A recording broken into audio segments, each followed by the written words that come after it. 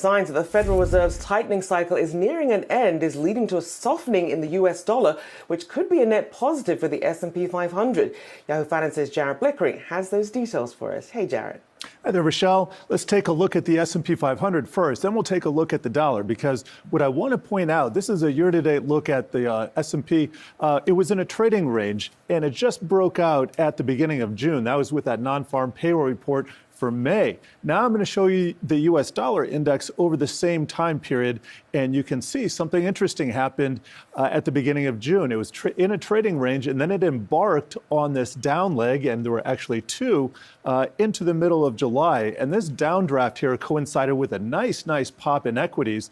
Importantly, that was the time that the rally broadened out. It wasn't just the mega caps anymore, it was the small caps as well. This is a Russell 2000.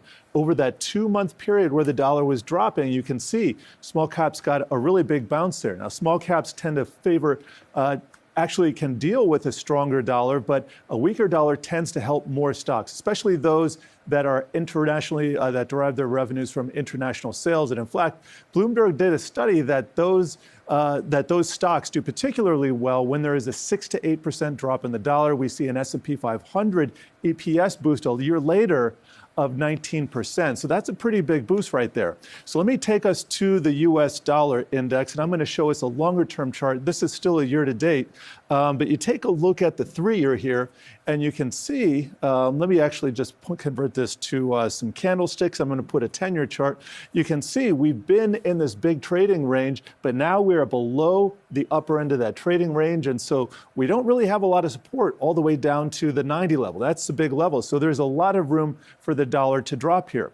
And you began with a statement about the Federal Reserve. Yes, the Federal Reserve being done with its tightening cycle, and we don't know if that's the case, but if it were, that would be a tailwind for higher equity prices, and that would also mean less pressure on the dollar, because when rates are higher and the Fed is busy raising rates, everybody wants to rush into the U.S. currency to buy those bonds, to buy those instruments that are yielding higher.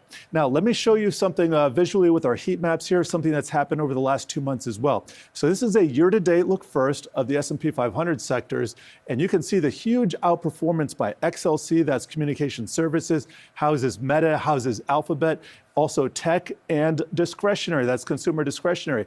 All three are the biggest mega cap sectors. But when you take a look at this 2-month period when the dollar was dropping, guess what? In the lead is energy. That is a more of a value defensive stock or sector right there, followed by retail consumer discretionary. But then we have industrials joining the party. We have materials joining the party, financials, communication services. So this rally has really broadened out and is now including more of these. And so the thinking goes, if the Fed is pretty much done here, the US dollar can drop more, and we can see more of this broad-based rally confirmed. Now, if that doesn't happen, on the flip side, if the Fed ends up having to raise rates farther than people expect, it's going to be the opposite, and that's going to weigh on risk.